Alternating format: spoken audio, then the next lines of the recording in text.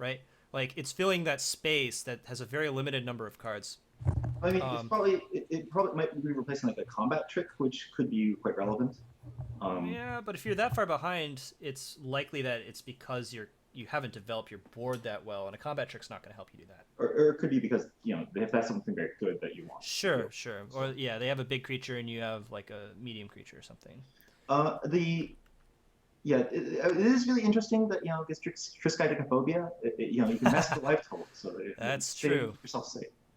But That's true. So there's a little synergy there. I don't know.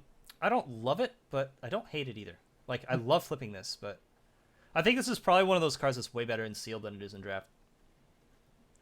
probably, What? Yeah, I could definitely see that, and you'd be yeah. more likely to splash. I mean, Mhm. I'm still Yeah. gonna give it a D plus. I just can't see. I don't know. I just feel like I'm gonna end up cutting this card. Yeah. It's just hard for me to like pull the trigger on putting it in. It's like if I have a Tameo or something. If I have like, Tameo, I'm playing this. If I have like Ulrich and I'm playing green blue and I want to splash red, I'll play it. Hmm. Yeah, there's reasons to play this, so I think that it's fair to give it like a low C or high D. I mean, could you play it in like I don't know, like an aggressive red black deck and because like you wouldn't just play it for the drain, but I mean, is there some could this work in an aggressive deck somehow? Maybe other than red green, I mean, in an aggressive deck, like green draining white, equally is kind of good, right? right? Um, And It's kind of good. I mean, yeah, it's like not great, but it's it's kind not of worth the okay. card, but No. you and also the red black needs the mana less, so yeah, probably Mhm. that's good. Yeah, let's keep going. This will be an interesting card to watch as the format progresses and see if Mhm. people can break it or like if it starts seeing a lot of regular play. Cultist Staff, 2 mana for an equipment. Equipped creature gets +2/+2, and you can pay 3 to equip. I don't love this, but Yeah, I mean it's better than it looks. I think. we have to talk about this card because this is the first time I believe, like since Volshock Morningstar. Wolf's Morningstar was very good. Yeah, it was great in a format with a lot of artifact removal also, Mhm. and like Plus this two is the plus two is a closest lot. we've gotten Yeah. to that card because they've only- been really careful about not making that card again. Yes. Now, so this is like a big test. This is like a big, moment of truth. Like, Mhm. how good is this card? Is it going to be playable? And I mean, it's probably going to at least be playable in some decks. Is this a card that like any deck with creatures is going to run? Like, what's the difference between 2 equip and 3 equip? Because I feel like it actually is kind of huge. It is a It big is. difference. That's like the difference between half of a turn and an entire turn in many cases, of mana worth is what I'm trying to say. I'll understand. There was a living weapon one too. Well, no, that cost a Like, lot. That cost yeah, like it was six. Did it equip for 2? No, it was 3 mana for a 2/2, a living weapon that equips for 6. Trusty Machete is better than this, though, right? Trusty Machete. Oh is yeah, very- yeah, yeah. Machete for sure is better. Yeah. Yeah. Trusty Machete. is very Um, yeah. So the thing is, like, when you equip for 2, it's easy to cast a creature and equip. It's easy to equip, attack, and then move it to something else. Like Mhm. adding the extra to equip, like, is a big deal. So, but I don't know. It's still good. Like, it does Excuse me. turn any of your creatures into a reasonable threat. Yeah, I think this does not compare favorably with True Faith Sensor. That's the other interesting one. Yeah. I think that if I was given the choice of putting this in my deck or True Faith Sensor in my deck, I'd snap put True Faith Sensor every time. Yeah, I Um, think so. And I don't think like sometimes your deck is gonna want this if you have like a green-white deck with some flyers, right? Or I don't know, like that's the kind of deck that screams to me that you'd want this. But Yeah, and that deck would have yeah. humans. You'd run Sensor over it. I mean, Mhm. like 2+2+1 and Vigilance, and then being cheaper Mhm. is better. Yeah. Yep. So, are there decks where this is better? Are there decks where this is better? I could see it being better in flyers because the flyers aren't humans, and they can benefit from the extra point of toughness. Yep. Mhm. So that's the deck that I think you kind of want this in, but I don't see, for instance, green red really desiring this at all. No, their creatures are already kind of they're large. already There's a huge. ton of mana sinks. Right. and, I like, could see blue black white. white wanting it maybe, or blue Yeah, I could white see that. maybe. Mhm. Blue I White could think the definitely want key it. is like white creatures want this. Mhm. And especially if they have evasion somehow. But Yeah, I think this isn't a super high pick. This is probably gonna whip around the table because people like underestimate equipment, but this is playable.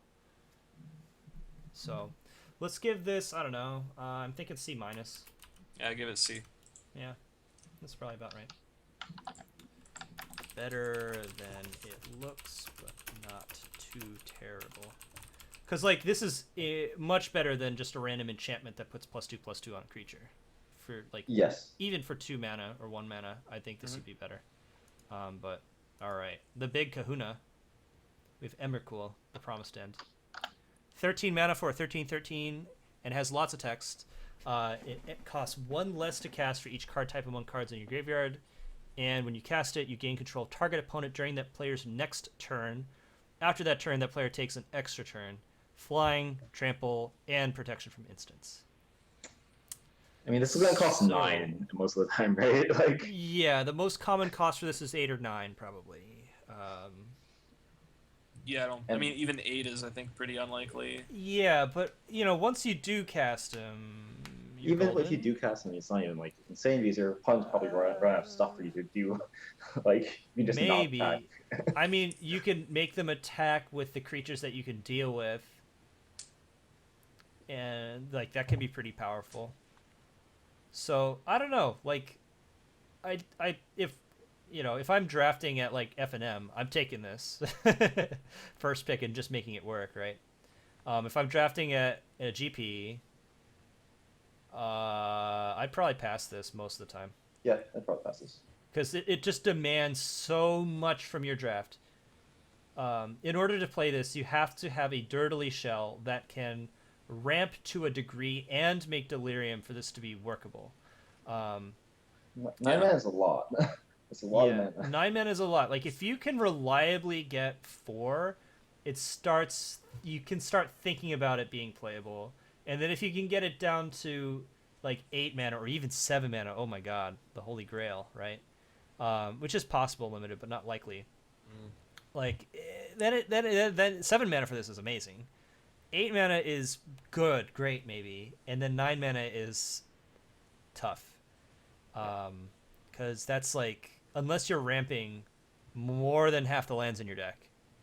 So you have to be able to dirtle like no one's business to play this. Right. So, I don't know. I think that if you're playing competitively, this is like maybe like a C- or a D+. Super powerful effect when it resolves, you win, but there's no guarantee you can make that happen in your draft. I don't know. Maybe that's generous.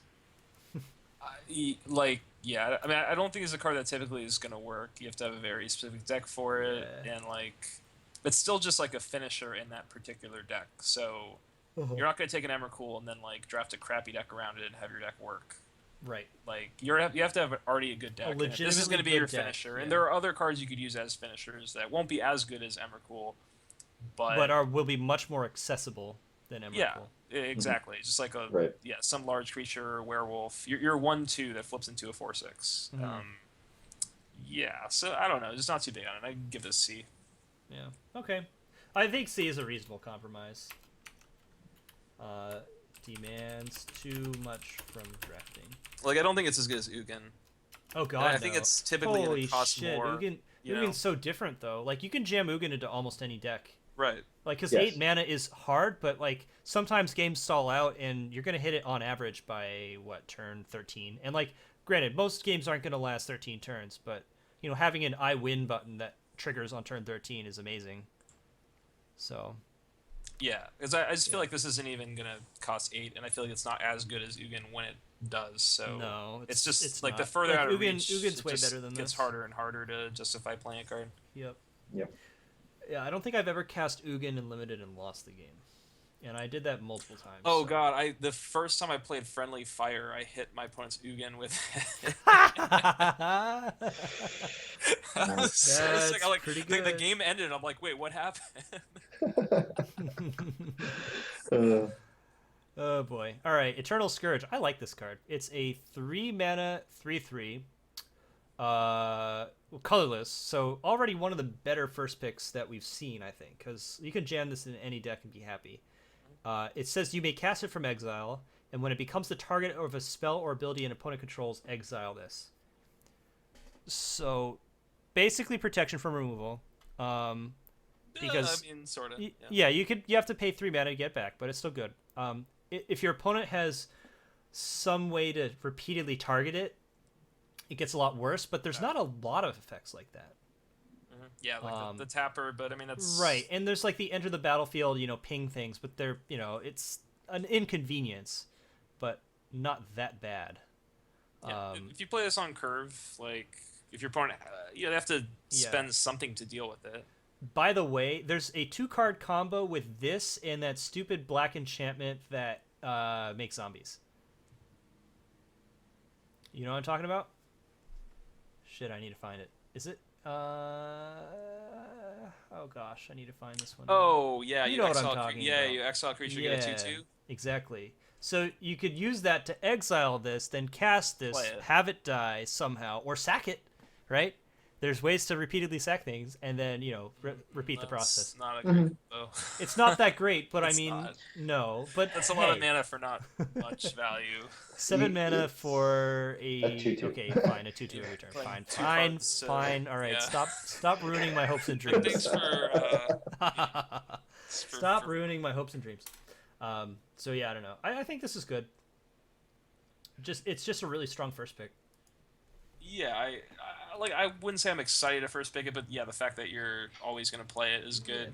3/3 for 3 mana is just good rate. Yeah, it's solid, and it's hard to say, like, because sometimes it's going to be a downside, sometimes it's going to be an upside. Probably more often upside. A lot of times it's just going to trade for your opponent's 3/2. Yep. That's still fine though. That's fine. I think the fact that it's a guaranteed playable makes it a pretty solid first pick. So I like calling it like a B or B minus. You're gonna take removal over this, but yeah, I have it B minus. Not a lot else. So let's keep going. Field Creeper, 2 mana for a 2/1 artifact creature. Well, I mean, this is the Delirium Enabler. Unstable. Yeah. What do we call this? I don't know. I think that the 2 power just isn't that good. Well, it helps it trade pretty well. So, I mean, I think that you're going to want this in Delirium decks, and you're not going to want it anywhere else, really. Pretty much, yeah. I agree with that. Or you'll want it if you don't have any 2-drops. To the Wicker... Oh, Wicker Witch? I like this more than Wicker Witch. Because 2-drops are a much more expendable slot, I think, and much more desired... Well, no, it's much more desired slot. Like, right. Wicker Witch, I often had trouble justifying, but if it costs 2 mana... Yeah, I'd play this over Wicker Witch most of the time. So, whatever you think about Wicker Witch, this is probably a little, like, a half step better. So, I think this is like a C. It's fine. Geistfield Scarecrow, ugh. What do you think about this one? Oh god, like I just please don't ever make me have to play that card. I mean, oh my god, it's fine. I just like 4 I don't mana, like limiting my options and limited. Yeah, 4 is good. I kind of don't hate this as the top end to an aggressive deck, but kinda. But then you're gonna have like more small creatures. It's gonna be hard to like dump. Yeah, them. But at that point you're probably like out of gas anyways. So, yeah, I think this is like a C minus or D plus. I really don't want to play this, but it's playable. I just don't ever want to play it yet. It's like it's fine. Let's say F for feels bad. I mean, I don't know. I think it's bad, but well, no, I put that in the notes. It's an F for feels bad, but it's playable. Damn. Yeah. I feel like the worst. Like if you're a bad player, you should play this more often. Yes, but if you're a good player, you should probably never play that. But maybe you still should. Maybe you still should. But like, I don't know. I just like having options. I want to be able to like cast cards and limiting myself doing that. I don't like. Yeah, me neither. All right, what if I told you, like, imagine the little History Channel guy that says aliens. What if I told you that there was a 2 mana 5/5? Would you play it?